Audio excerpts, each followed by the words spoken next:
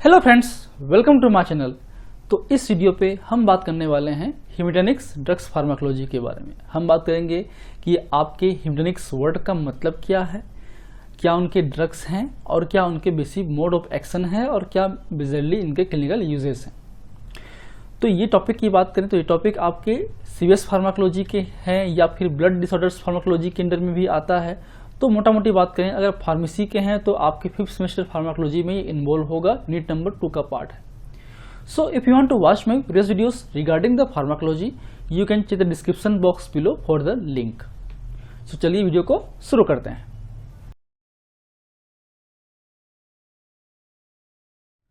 सो हेमेटोनिक्स तो ये क्या है?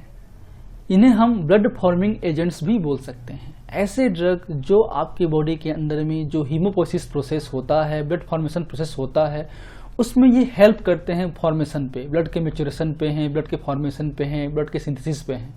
उन्हें हम एज ए हेमेटोनिक्स बोल सकते हैं और मेजरली इसमें न्यूट्रिएंट्स आते हैं, ठीक है। और इनका जो मेजरली यूज है ना, हम कब करेंगे? जब हमारे बॉडी के अंदर में ब्लड कम होगा तो ब्लड को बढ़ाने के लिए कर सकते हैं। तो या तो आपको एनीमिया होगा, किसी भी टाइप की एनीमिया हो सकता है, या फिर आपको डिमांड ज़्यादा होगा ब्लड की, खासकर प्रेगनेंसी पे, ठीक, क्लियर है। तो चले आते हैं ड्रग्स के बारे में। तो फर्स्ट हमारा ड्रग है आयरन सप्लीमेंट्स या आयरन प्रिपरेशंस। उसमें हमारा है ओरल प्रिपरेशंस जिसमें आते हैं ferrous sulphate, ferrous fumarate, ferrous gluconate, ferrous succinate, colloidal ferric hydroxide, iron hydroxy polymaltose, ferric ammonium citrate, iron calcium complex and carbonyl iron.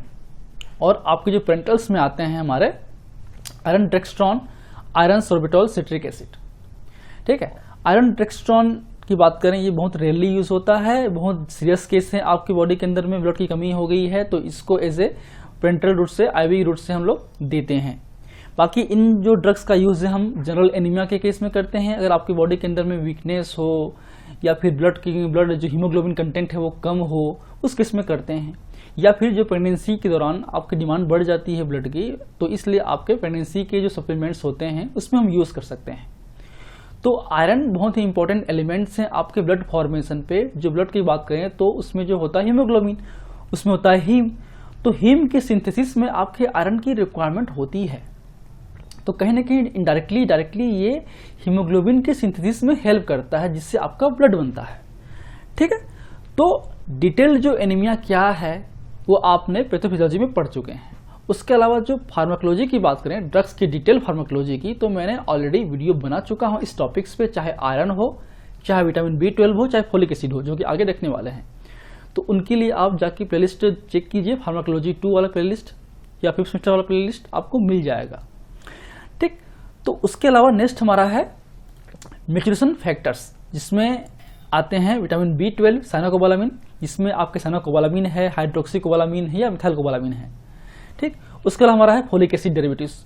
तो फोलिक एसिड में folic acid हम use कर सकते हैं, या फोलिक एसिड है जिसमें आपके लियो कोवारिन, सिट्रोकोवारिन फैक्टर्स, या फिर 5 फॉर्माइल THFA टेट्राहाइड्रोफोलिक एसिड। तो ये फोलिक एसिड डेरिवेटिव्स हैं।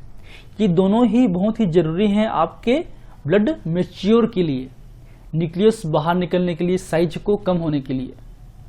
अगर आपकी बॉडी के अंदर में विटामिन B12 या फोलिक एसिड कम होगा तो आपको मेगालोब्लास्टिक एनीमिया हो सकता है।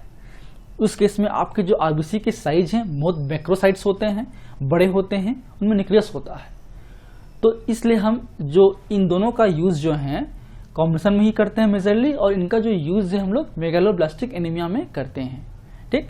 उसके अलावा ब्लड फॉर्मेशन एजेंट्स में या हेमेटोनिक्स में जो न्यूट्रिएंट्स हम यूज करते हैं उसमें हमारा जो है कॉपर भी है एलिमेंट के रूप में, पैराडॉक्सिन भी है या राइबोफ्लोविन भी है। तो ये सब जो ड्रग्स हैं वो आपके हेमेटोनिक्स में आते हैं। उसके अलावा एक ड्रग और है इरिथ्रोपोएटिन। इरिथ्रोपोएटिन एक तरीके से आपके हार्मोन है जो किडनी से रिलीज होता है, और ये जो इरिथ्रोपोएटिन है वो इरिथ्रोपोइसिस प्रोसेस को स्टिमुलेट करता है। तो इसे हम हेमेटोनिक्स नहीं रखते हैं। हेमेटोनिक्स में हम बेसिकली जो न्यूट्रिएंट्स हैं, सप्लीमेंट्स हैं, उनको रखते हैं, आपके इरिथ्रोपोएटिन को एज ए हार्मोन क्लास में रखते हैं। बट ये ऐसा हार्मोन है इरिथ्रोपोएटिन, याद रखिए कि वो किडनी से रिलीज होता है और वो इरिथ्रोपोइसिस प्रोसेस में हेल्प करता है। ठीक है, चलिए अब आते हैं क्लिनिकल यूजेस पे। जाहिर सी बात है इनका यूज हम एनीमिया हो, सिकल सेल एनीमिया हो, उसके अलावा आपका न्यूट्रिशन सप्लीमेंट्स के रूप में आपके प्रेगनेंसी में यूज कर सकते हैं।